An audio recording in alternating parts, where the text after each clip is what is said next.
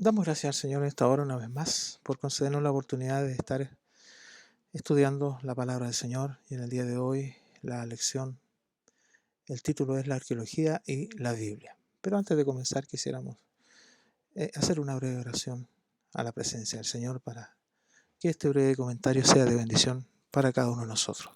Padre, en esta hora le damos gracias por la oportunidad que nos concede de poder estar compartiendo su palabra. Y este breve estudio, Señor amado, este breve análisis de la escuela dominical del día de hoy, Dios mío, sea de bendición para todos nosotros. Aquellos que van a ver este comentario, lo van a escuchar, sean bendecidos, Señor amado, a través del estudio de su palabra, y sabemos que efectivamente en ella siempre vamos a encontrar algo importante, algo especial, que proveerá para nuestras vidas grande y especial bondad y misericordia. Padre, en esta hora nos encomendamos a sus manos y le pedimos su ayuda bendita para estudiar de su palabra. Todos se lo pedimos, todos se lo rogamos, en el nombre de Jesús nuestro Salvador. Amén, amén. Bien, la lección del día de hoy está basada en Génesis 11, del 1 al 9. Y damos lectura a la palabra del Señor en el nombre del Padre, del Hijo y del Espíritu Santo. Amén. Dice: tenía entonces toda la tierra una sola lengua y unas mismas palabras. Y aconteció que cuando salieron de oriente hallaron una llanura en la tierra de Sinar y se establecieron allí. Y se dijeron unos a otros: vamos, hagamos ladrillo y cosámoslo con fuego. Y les sirvió el ladrillo en lugar de piedra y el asfalto en lugar de mezcla. Y dijeron: vamos, edifiquémonos una ciudad y una torre, cuya cúspide llegue al cielo, y hagámonos un nombre, por si fuéramos esparcidos sobre la faz de toda la tierra. Y descendió Jehová para ver la ciudad y la torre que edificaban los hijos de los hombres. Y dijo Jehová: he aquí el pueblo es uno, y todos estos tienen un solo lenguaje, y han comenzado la obra, y nada les hará desistir ahora de lo que han pensado hacer. Ahora pues, descendamos y confundamos allí su lengua, para que ninguno entienda el que habla de su compañero. Así los esparció Jehová desde allí sobre la faz de toda la tierra, y dejaron de edificar la ciudad. Por esto fue llamado el nombre de ella Babel, porque allí confundió Jehová el lenguaje de toda la tierra, y desde allí los esparció sobre la faz de toda la tierra. Ese es los versos en los cuales está basada la lección del día de hoy. En un breve análisis de esta porción bíblica, podemos decir que la Torre de Babel es un relato, ¿no es cierto?, que muestra allí en Génesis que Dios castiga a la humanidad por su arrogancia y por su hostilidad y expone al hombre, ¿no es cierto?, a la confusión de la lengua.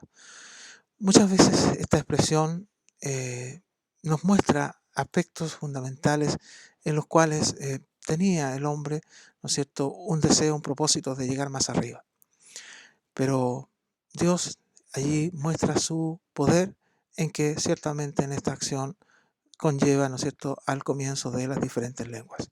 Según el Génesis, Babel fue fundada por Nimrod, un poderoso tirano, bisnieto de Noé, que se oponía a Dios. La Biblia indica que Nimrod ordenó construir la Torre de Babel para, según él, llegar al cielo. El libro de Génesis apunta que los idiomas se confundieron en la tierra de Sinar y efectivamente fue allí donde fue construida esta torre.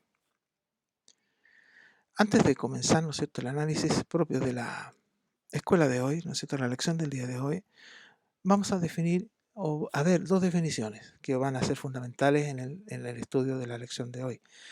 Arqueología.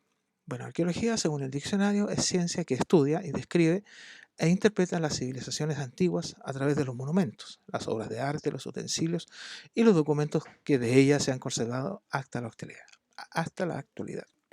Entonces tenemos que las cosas físicas, la arqueología va descubriendo, ¿no es cierto?, e interpreta las vivencias que hubo en la antigüedad según las cosas físicas, monumentos, obras de arte y todo lo demás que se ha descrito. Así también, dentro de lo que el estudio de la lección del día de hoy, vamos a hablar del agnóstico. Una definición, en breve, ¿no es cierto?, es que, sin negar la existencia de Dios, el agnóstico considera inaccesible para el entendimiento humano la noción de lo absoluto, y especialmente de Dios. Hay una expresión: ser agnóstico depende de un razonamiento intelectual, lo que el ateo y el agnóstico no encuentran en el fundamento de la deidad. Entonces, para tener en cuenta estas dos definiciones más adelante en el estudio de la palabra del día de hoy. Nos encontramos, según el expositor bíblico, ¿no es cierto?, que nos señala que en el siglo XIX, agnósticos se gozaban haciendo referencias burlonas a errores históricos de la Biblia. Más tarde aparece un elemento que se llama ciencia arqueológica, y con palabras de tierra extraída ha ahogado la burla de aquellos que se festinaron o se gozaron con la Biblia y en la historia de esta. Como ejemplo, hay un varón, Sir William Ramsay, es incrédulo, y luego, ¿no es cierto?, a raíz de las vivencias que tuvo, defensor de la palabra de Dios. William F. Hall, el más estudioso y respetado que haya vivido en Oriente, declara: el lector puede quedarse tranquilo. No se ha hallado nada que perturbe una fe razonable y no se ha descubierto nada que pueda refutar una sola doctrina teológica. Es decir, los científicos, las personas que probablemente hayan tenido en su expresión algo en contra de la palabra de Dios o que hayan sido agnósticos, ciertamente ellos ratifican la verdad o la veracidad de la palabra del Señor. Robert Dick Wilson, un lingüista del Antiguo Testamento, el más altamente calificado de todos los tiempos, escribe lo siguiente: el resultado de mis 45 años de estudio, calificado de todos los tiempos, escribe lo siguiente. El resultado de mis 45 años de estudio de la Biblia me ha llevado a una cada vez más firme convicción en el hecho de que en el Antiguo Testamento tenemos un relato histórico verídico de la historia del pueblo israelita, y tengo derecho de encomendar esto a algunos jóvenes que creen que pueden reírse del cristianismo a la antigua y del creyente en la palabra de Dios. ¿Ve usted cómo está la expresión de estos hombres? En la convicción en que ciertamente la arqueología y la Biblia, digámoslo así en términos muy nuestros, conversan. La Biblia es la única estructura antigua, bien organizada y auténtica, en la cual encajan todos los datos de la historia. La Biblia no registra toda la historia. De hecho, hay gigantescos vacíos de historia ausentes en la Biblia. Sin embargo, sin la Biblia y lo que en ella revela de la prehistoria, la historia antigua, la profecía, la cual es historia escrita por adelantado, nadie puede verdaderamente entender ninguna historia. Ninguna fuente secular nos puede ayudar como lo hace la Biblia.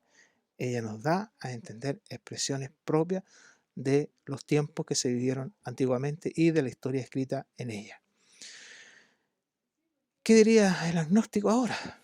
Bueno, podríamos nosotros pensar y analizar que hay gente que cuando oyen hablar de la Biblia, en su ignorancia, la rechazan por considerarla un libro religioso y muy lejos de la realidad.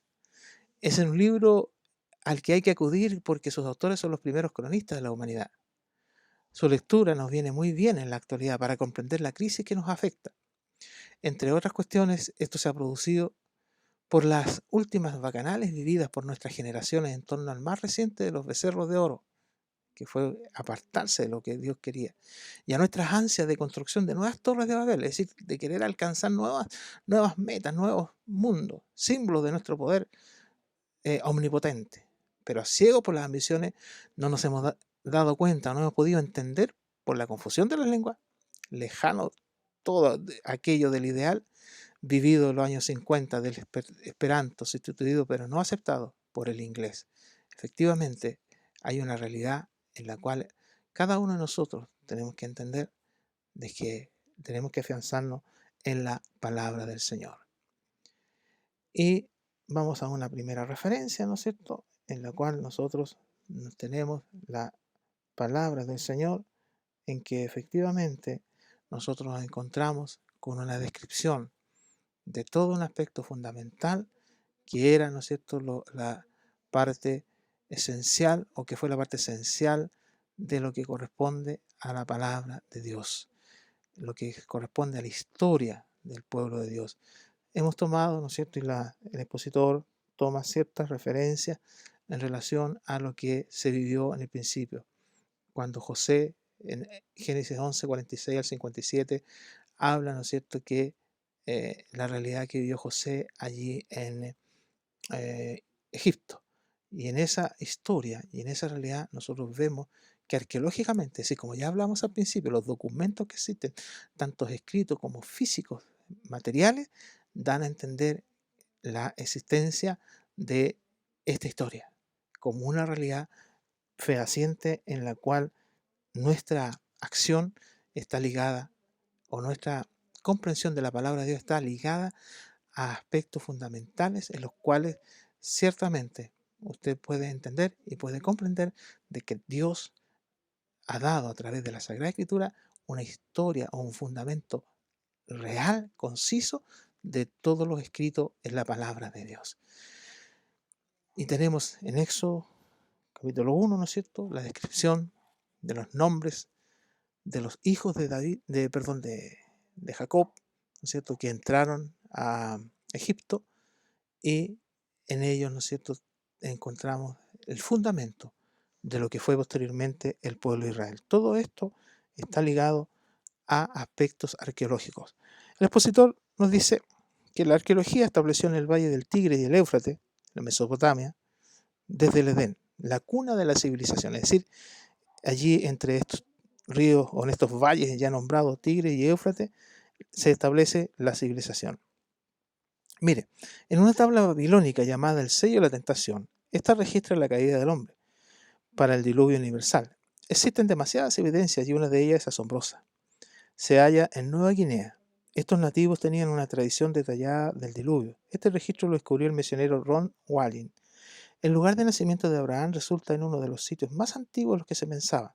Excavación hecha por el arqueólogo C. E. Goley. La caída de Jericó. El arqueólogo británico John Ganstein, a mediados del siglo XX, creyó identificar los muros derribados de Jericó. Kathleen Kenyon descubrió que Jericó era mucho más antiguo de lo que se pensaba. Los siguientes acontecimientos han sido autenticados por la arqueología, es decir, ha sido ratificado. Y ciertamente Dios, a través de su palabra, nos va mostrando esta bendición. Se relata, por ejemplo, la destrucción, o sea, arqueológicamente ha quedado demostrado que sí existió la destrucción de Sodoma y Gomorra, la entrada de Israel en Egipto, el éxodo, el reinado de Saúl, la conquista de David, el oro de Salomón, la invasión de Sisac, la edificación de Samaria por Omri, el túnel de Ezequías, el palacio de Esther, el cautiverio babilónico de Judá, el reinado de Belsasar, la caída de Babilonia, el arrepentimiento de Nínive. Todo esto está escrito, transcrito en la palabra de Dios, pero también la arqueología, ¿no es cierto?, lo ha ratificado como una acción real. Estas referencias que estamos mostrando son algunas de las que están en el expositor para respaldar lo que en este día la palabra del Señor o el estudio de la palabra del Señor nos está mostrando. Y acá tenemos, por ejemplo, Segunda de Reyes 25, 1 al 29, donde nos relata lo que es la historia de la caída de Babilonia. Algo que está escrito en Reyes, pero que también la arqueología ha demostrado a través de los aspectos físicos de lugares que se han encontrado que ratifican la existencia en algún tiempo, ¿no es cierto?, de este gran imperio que dominó ese sector del mundo. Estimados hermanos, la lección del día de hoy, y amigos que están viendo este estudio de la palabra del Señor, lo están escuchando, creo que es importante que usted y yo podamos permanentemente entender de que la palabra de Dios es la que a nosotros nos da una esencial vivencia en nuestra vida como hijos de Dios. Si a lo mejor usted es agnóstico, aquí tiene solo una parte, solo una breve introducción a la palabra del Señor y en la cual nosotros podemos meditar. Porque a través de los tiempos los científicos han puesto en duda las expresiones de la Sagrada Escritura y tratan de explicar en forma racional. El hombre es racional. Llegamos a tener la expresión que tuvo un varón allí que está escrito en la Biblia, ver para creer. Las acciones que se han realizado en torno al llamamiento, al desarrollo de la vida, al éxodo a la tierra prometida y todo lo que se relaciona a la creación y expansión del hombre en la tierra, está escrito en la palabra del Señor. Pero también la arqueología lo ha ratificado y lo ha demostrado. Nuestro comentario continúa y dice, pero fundamentalmente en todas las expresiones bíblicas siempre se han dejado testimonios de la efectividad de los hechos que rodearon esas experiencias tan esenciales en el desarrollo de la obra de Dios en favor de su pueblo. Para estos tiempos es importante, en aquellos que profesamos la fe en Dios, saber comprender que más allá de la fe en Él, nuestra realidad está basada en efectivamente ver la gran cantidad de testimonios físicos que demuestran cómo Dios ha sustentado a través de los tiempos a los suyos.